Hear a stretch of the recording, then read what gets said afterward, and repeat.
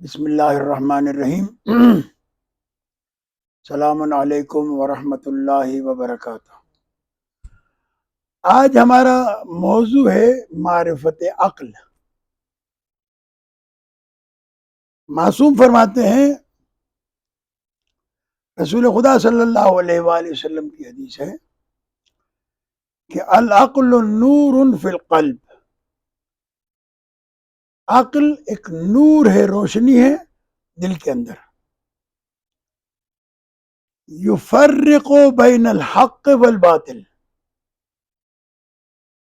یہ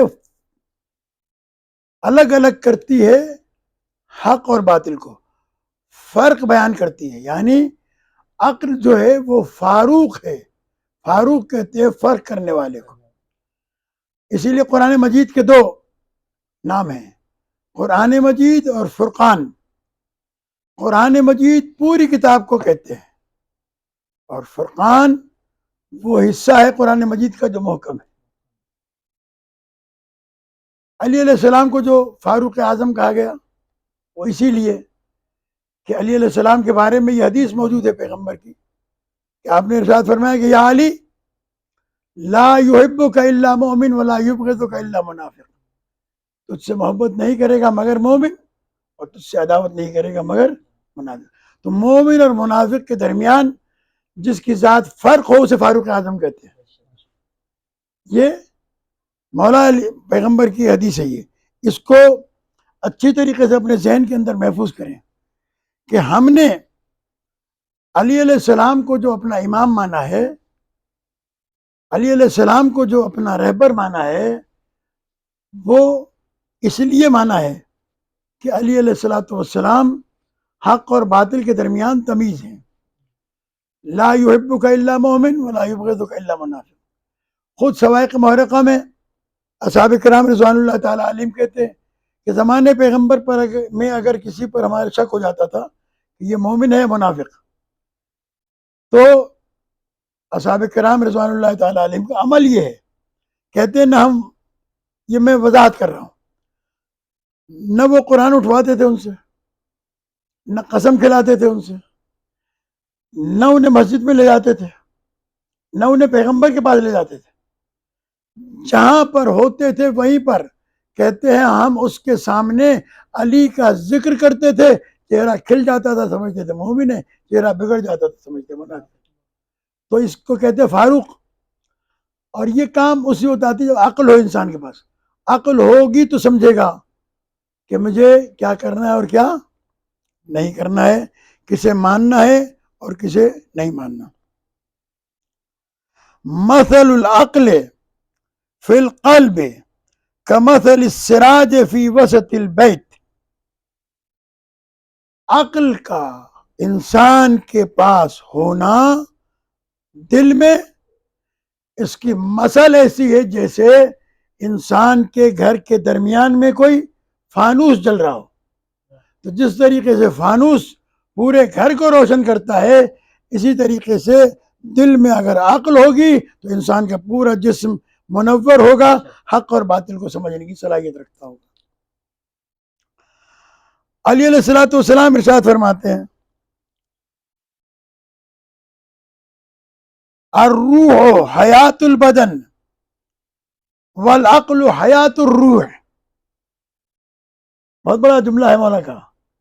فرماتے ہیں کہ روح بدن کی حیات ہے، اگر بدن سے روح نکل جائے انسان کی زندگی ختم ہو جائے گی، اور عقل حیات روح ہے، یعنی روح نہیں رہتی اگر انسان کی بڑا عقل نہ ہو، بغیر عقل کے۔ اس لیے سب سے زیادہ اس چیز پر زور دیا گیا۔ اچھا، اب یہاں پر ایک بات آپ کو سمجھانا چاہتا ہوں، وہ یہ کہ اصول کافی کی حدیث ہے کہ اول ما خلق اللہ العقل، اللہ نے سب سے پہلے عقل کو خلق فرمایا۔ کس چیز کو؟ عقل۔ یعنی پیغمبر کا پورا نام جو ہے، ایک نام عقل ہے۔ یعنی جو پیغمبر سے وابستہ ہو جائے گا، یعنی اس کے پاس عقل آ جائے گی، کیونکہ اب وہ کوئی کام اپنی مرضی سے نہیں کرے گا، اس کے لیے دو چیزیں ہوں گی، قرآن مجید کی ہدایت کے مطابق کسی بھی انسان کے لیے جس نے رسول اکرم صلی اللہ علیہ وآلہ وسلم کا کلمہ پڑھا ہے، اس کے پاس دو چیزیں ہیں عقل کے لیے. ایک، اطیعوا اللہ و اطیعوا الرسول لعلکم ترحمون، اطاعت کرو اللہ کی، اللہ کے رسول کی، تاکہ تم پر رحم کیا جا سکے. یعنی انسان مرحوم بنتا ہی جب اطاعت رسول میں ہو. اچھا، اب یہ کہ اطاعت کتنی ہے، کب تک ہے، کہاں تک ہے، ٹھیک ہے نا، کہ بھائی ان کی اطاعت جوانی میں کرنا، بڑھاپے میں نہیں کرنا، بڑھاپے میں کرنا، جوانی میں نہیں کرنا، بیماری میں نہیں کرنا، صحت میں کرنا، حالت سفر میں ہو تو نہیں کرنا، حالت حضر میں ہو تو کرنا، مسجد میں ہو تو ان کی اطاعت کرنا، گھر میں ہو تو ان کی اطاعت نہیں کرنا. ہاں، یہ صحت مند ہو تو ان کی اطاعت کرنا، یہ صحت مند نہ ہو، الیاذ باللہ بیمار ہو تو ان کی اطاعت نہ کرنا.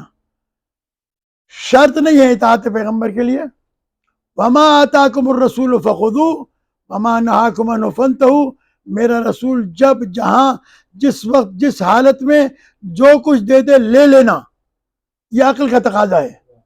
اور میرا رسول جب جہاں جیسے جس حالت میں جس وقت بھی جو کس چیز سے روک دے باز آ جانا، یہ عقل کا تقاضا ہے.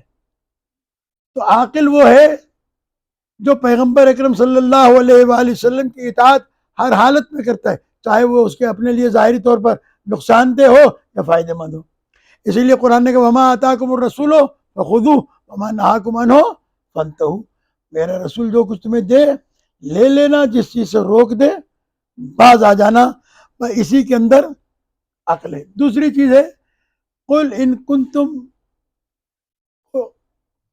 کنتم تحبون اللہ فاتبعونی یحببکم اللہ، کہہ دو ان سے کہ اگر تم اللہ سے محبت کرتے ہو تو پھر میری اتباع کرو، اللہ تم سے خود محبت کرنے لگے گا. یعنی خدا کی محبت کے لیے اتباع پیغمبر ضروری ہے. اتباع پیغمبر بھی یہی ہے کہ پیغمبر پر کسی وقت بھی زمانہ پیغمبر کی زندگی پر حائل نہیں ہو سکتا، زمانہ اثر انداز نہیں ہو سکتا. اگر پیغمبر جوان ہیں تو ذہنی کیفیت، اور اب جیسے انسان ہم لوگ ہیں، بیمار ہو جائیں ذہن کام نہیں کرتا، بڑھاپا آ جائے ذہن کام نہیں کرتا. لیکن اللہ نے جسے رسول بنا کر بھیجا ہے، رحمت للعالمین بنا کر بھیجا ہے، ہادی و رہبر بنا کر بھیجا ہے، زمانے کی کوئی کیفیت بھی اس کے اوپر اثر انداز نہیں ہو سکتی. صلوات پڑھے محمد وآل محمد.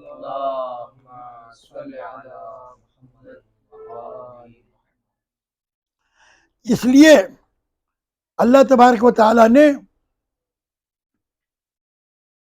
جب میں نے کسی موقع پر عرض کیا تھا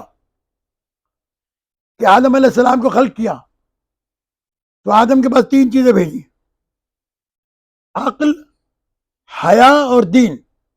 توجہ ہے، عقل، حیا اور دین، تین چیزیں بھیجی اور کہا ہے جبرائیل آدم سے کہنا کہ ان تینوں میں سے ایک چیز کو قبول کر لے، تینوں میں سے ایک چیز اپنے لیے چن لے، سلیکٹ کر لے. آدم علیہ السلام نے عقل کو سلیکٹ کیا. اللہ نے کہا تھا جبرائیل باقی دو چیزوں کو واپس لے آنا، ایک آدم لے لے تو جو چھوڑ دے تو واپس لے آنا. جب جبرائیل علیہ السلام نے کہا عقل کے لے جانے کے بعد حیا اور دین سے کہا کہ واپس چلو، تو حیا اور دین دونوں نے کہا کہ ہمیں اللہ کا حکم یہ ہے کہ جہاں عقل رہے گی وہیں ہم رہیں گے.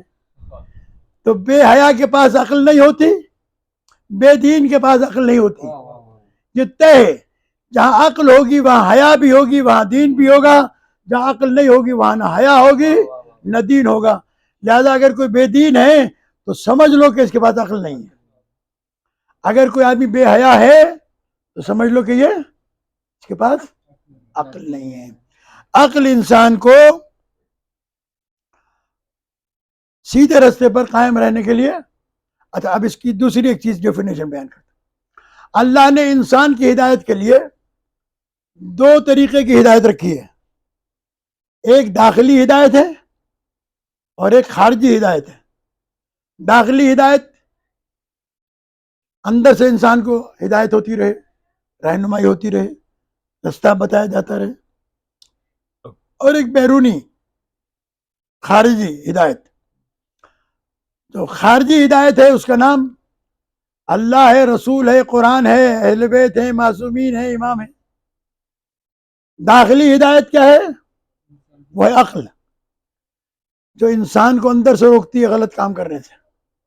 نہیں کرنا یہ کام، نہیں کرنا یہ کام، یہ کام نہیں کرنا، یہ کرنا ہے، یہ اچھا کام ہے، یہ غلط کام ہے، یہ اچھا کام ہے. تو اس لیے عقل کو حجت باطنی قرار دیا گیا ہے کہ اللہ کی حجت، اگر یہ عقل نہ ہو اندر تو انسان کبھی بھی توبہ پہ قائل نہ ہوگا، کبھی بھی برائی چھوڑ کر اچھائی کی طرف نہیں آئے گا. یہ اچھائی کی طرف آنا، یہ جو عقل ہے یہ انسان کو مجبور کرتی ہے.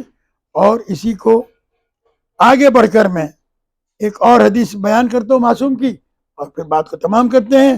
معصوم فرماتے ہیں، امام صادق علیہ السلام، خلق اللہ تعالی العقل من 4 اشیاء.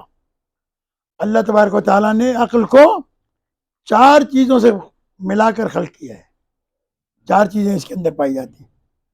من العلم، ایک علم ہے، والقدرت، دوسری قدرت ہے، طاقت ہے، والنور، تیسری نور ہے، والمشیت بالامر، اور تیسری ہے امر مشیت، اللہ کا امر.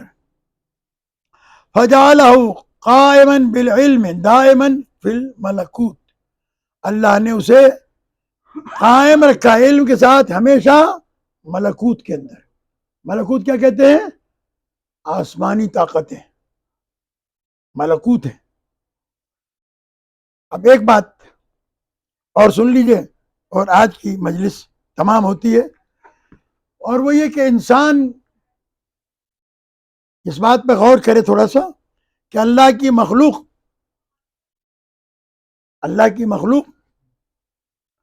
3 اعتبار سے ہے. ایک وہ جسے عقل بھی دی ہے، شہوت بھی دی ہے. ایک وہ جس کے پاس صرف عقل ہے، شہوت نہیں ہے. شہوت کا مطلب یہ جنسی شہوت نہیں، یہ ہمارے ہاں بولا جاتا ہے. شہوت کا مطلب خواہشات، کھانا پینا، سونا جاگنا، یہ شہوت کہلاتی ہے عربی میں. اور تیسری چیز جو ہے وہ ہے صرف شہوت. تو ایک عقل ہے اور شہوت ہے، دونوں ہیں. ایک کے پاس صرف عقل ہے اور ایک کے پاس صرف شہوت ہے. جس کے پاس صرف شہوت ہے، خواہش ہے، وہ حیوان ہے. اٹھا، کھایا، جہاں سے ملا، اپنا پرایا، پاک نجس کچھ نہیں دیکھنا ہے. بھوک لگے گی تو کھانا ہے، رسی سے باندھ دو بندھا رہے گا، کھول دو گے کسی کی زمین میں بھی گھس جائے گا. ٹھیک ہے. وہ ہے اولاد پیدا کرنا، اپنے لیے جوڑا ڈھونڈنا، نیند آنے پر سو جانا، تھک جانے پر بیٹھ جانا، آرام کرنا. یہ ساری چیزیں حیوان کے اندر پائی جاتی ہیں. یہ ساری خواہشات ہیں، کھانا پینا، اوڑھنا، لیٹنا، سونا، ڈر کے بھاگ جانا، محبت سے قریب آ جانا، وغیرہ وغیرہ. دوسری مخلوق وہ ہے جس کے پاس صرف عقل ہے، وہ ہے فرشتے. وہ کچھ کر ہی نہیں سکتے. وہ نماز میں ہے تو نماز میں، قیام میں ہے تو قیام میں ہے، رکوع میں ہے تو رکوع میں، سجدے میں ہے تو سجدے میں ہے، تشہد میں ہے تو تشہد میں ہے، پرواز کرتے ہیں تو پرواز کرتے ہیں، کھڑے ہیں تو کھڑے ہیں. وہ کھڑے ہو تو تھکتے نہیں، سجدے میں ہے تو تھکتے نہیں. وہ جس کیفیت میں پیدا ہوئے اس کیفیت کے اندر وہ کام کر رہے ہیں. تیسری مخلوق جس کے پاس عقل و شہوت دونوں ہے، اس کا نام ہے انسان. اللہ نے اسے دونوں چیزیں دی ہیں. اب یہ انسان جب عقل کو خواہشات کے تابع کر دے تو حیوان سے بدتر ہو جاتا ہے، اور جب یہ انسان خواہشات کو عقل کے تابع کر دے کہ کیا کرنا چاہیے اور کیا نہیں کرنا چاہیے تو یہ فرشتوں سے افضل ہو جاتا ہے، ملکوت بن جاتا ہے، ملائک سے افضل ہو جاتا ہے. اللہ تبارک و تعالی ہمیں غیبت امام میں خاص طور پر اپنے امام کے ساتھ وابستہ رہنے کے لیے زیادہ سے زیادہ عقل سے کام لے کر امام کی قربت حاصل کرنے کی توفیق عطا فرما۔ السلام علیکم ورحمۃ اللہ وبرکاتہ۔